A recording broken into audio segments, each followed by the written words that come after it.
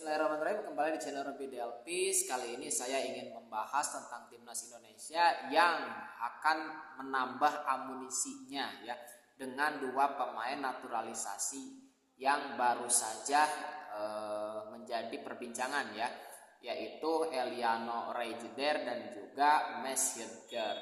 Nah, dua pemain ini adalah amunisi penting bagi Scott Sintayong, mengingat memang di babak kualifikasi Piala Dunia round 3 ini lawan-lawan yang dihadapi adalah elit-elit yang memang beberapa kali pernah juga ikut berlaga di Piala Dunia ya, seperti Jepang, kemudian ada Australia, kemudian beberapa tim lainnya.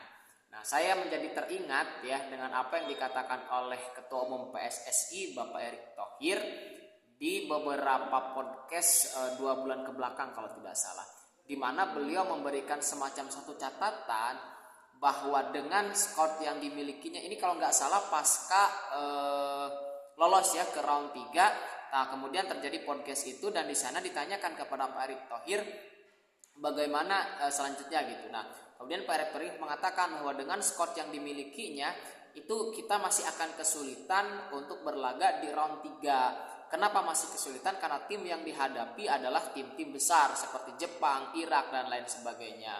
Nah, dan juga seperti dikatakan oleh pengamat sepak bola ya, Bung Kusna ini, bahwa meskipun kita lolos ke round 3, terlihat tuh di grup di round 2 itu kita masih kesulitan menghadapi elit Asia, yaitu Irak, di mana di dua pertandingan pertemuan home dan away itu kita kalah ya, yang pertama kalah 5-1 dari Irak, kemudian kalah 2-0. Nah, ini menandakan bahwa Pak Erick Thohir benar-benar serius bagaimana caranya timnas kita bisa berlaga di Piala Dunia. Terbukti ketika masuk ke round 3, nah kemudian dia berusaha untuk mendatangkan pemain-pemain yang lebih berkualitas yang bisa menambah tanda petik ya kedalaman skor yang dimilikinya. Nah, dan ada dua nama yang baru itu ya, Eliano dan Hidegger ini adalah satu amunisi yang sangat penting ya. Nah, saya lihat kita baca ya di Tempo ya, di Tempo tentang perjalanan karir kedua calon pemain naturalisasi ini. Yang pertama dulu yaitu dari Hidegger.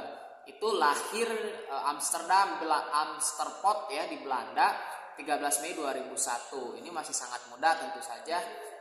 Adalah sosok pemain yang unik, berkewargaan berdarah Indonesianya mengalir kental dalam dirinya, yaitu ibunya berasal dari Manado, Sulawesi ya. Nah, dari Sulawesi. Nah, kata Hidegger nih, saya sangat beruntung memiliki keluarga besar yang solid. Setiap akhir pekan rumah kami di Unsport selalu ramai dengan keluarga besar. Kami berkumpul, beribadah dan makan bersama. Tradisi inilah yang membentuk kepribadian saya. Nah, pengaruh budaya Indonesia begitu terasa dalam kehidupan sehari-hari Hidegger. Didikan orang tua dan keluarga besarnya membuatnya merasa sangat dekat dengan Indonesia. Ketika memutuskan untuk membela timnas Indonesia, keluarga besarnya pun merasa bangga dan mendukung penuh keputusannya. Nah, dan ini juga lagi-lagi membuktikan apa yang dikatakan oleh Coach Sintayong, bahwa beliau hanya akan menaturalisasi pemain yang memang memiliki darah Indonesia.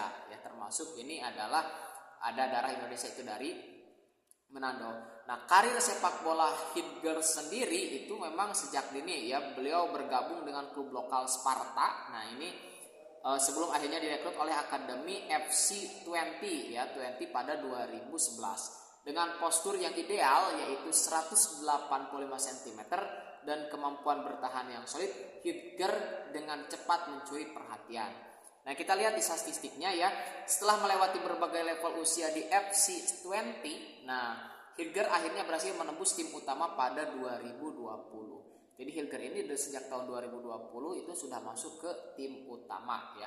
Nah, Hidegger akhirnya menembus tim utama 2020. Penampilan impresifnya di Eredivisie membuat namanya semakin dikenal hingga saat ini telah mencatatkan lebih dari 100 penampilan bersama FC 20 dengan sumbangan beberapa gol dan assist ya. Nah, ini kan menarik gitu. Menarik bagaimana nanti Hidegger ini akan bahu-membahu, kalau tidak salah posisinya itu center back ya, di lini belakang gitu, di lini belakang. Dan kita tahu memang sebagian besar pemain naturalisasi itu adalah dari lini belakang. Ini sekaligus juga memperkuat taktik Coach Sintayong, bagaimana skema yang dimilikinya ya, defense counter ya, filosofi defense counter itu bisa direlasikan dengan baik ya. Dan kita tahu sejak adanya kehadiran para pemain naturalisasi seperti Jordi Amat, kemudian Sandy Walsh, Sen Patinama, Justin Hubner, Kelvin Perlong dan lain sebagainya. Nah, relatively tingkat kebobolan kita juga agak berkurang ya, tidak terlalu mudah gitu ya. Oke, itu untuk Hildegard. Berikutnya adalah Eliano. Eliano ini lahir 23 Oktober ya tahun 2000. Nah, itu juga sama gitu kan, tidak lepas dari darah Indonesia dari ibunya yang berasal ternyata dari Maluku ya, dari Maluku. Nah, bakat sepak bolanya itu sudah ada sejak dulu gitu kan, sejak kecil, sama seperti Hildegard ini. Nah, keluarga Hildegard ini Eliano ya, Eliano ini seperti dinasti sepak bola. Selain Eliano dan ayahnya, nah ada pula kakak laki-lakinya, nah Tijani Redeker, nah itu yang kini bersinar di AC Milan dan timnas Belanda. Nah ini juga berarti kan punya gitu ya, punya darah yang kental tentang sepak bolanya. Nah, karir sepak bola Eliano dimulai sejak dini, kemudian dia mengikuti jejak ayahnya dengan bergabung di FC 20 Youth ya. Nah, jadi ini versi mudanya. Setelah beberapa kali pindah klub, kemudian bergabung ke tim junior VFC Juwon pada tahun 2016. Nah, dengan kemampuannya yang serba bisa di lini tengah, nah Eliano dengan cepat mencuri perhatian. Yang mampu bermain sebagai fullback, fullback ya, wingback juga, nah kemudian winger, nah ini hingga gelandang serang. Nah, ini kan satu posisi yang menjadi nilai plus ya, di mana pemain sepak bola di era modern sekarang memang dituntut untuk mampu memainkan di beberapa posisi, dan dengan fleksibilitas yang dimiliki itu akan semakin mempermudah Coach Sintayong untuk mengatur taktik dan strateginya gitu ya. Nah, pada musim perdananya bersama PF Zwolle, nah Eliano langsung menunjukkan performa yang mengesankan dengan mencetak beberapa gol dan assist. Nah, dan kalau saya lihat ya, profil kedua pemain ini sangat bagus gitu ya, sangat bagus, dan ini akan sangat mendukung sekali bagaimana kontribusinya terhadap timnas Indonesia. Nah, tinggal nanti kita lihat apakah seberapa cepat mereka ya, kedua pemain ini akan beradaptasi dengan skor timnas Indonesia yang ada sekarang ini.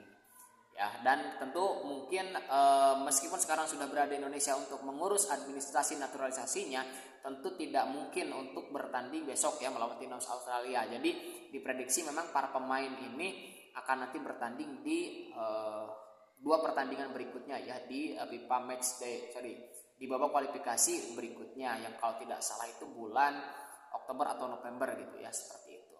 Nah, kita lihat nanti teman-teman bagaimana perkembangan timnas Indonesia dengan adanya kedatangan naturalisasi ini. Tentu kita berharap ya Indonesia bisa berbicara banyak di grup C ini, di babak kualifikasi ini.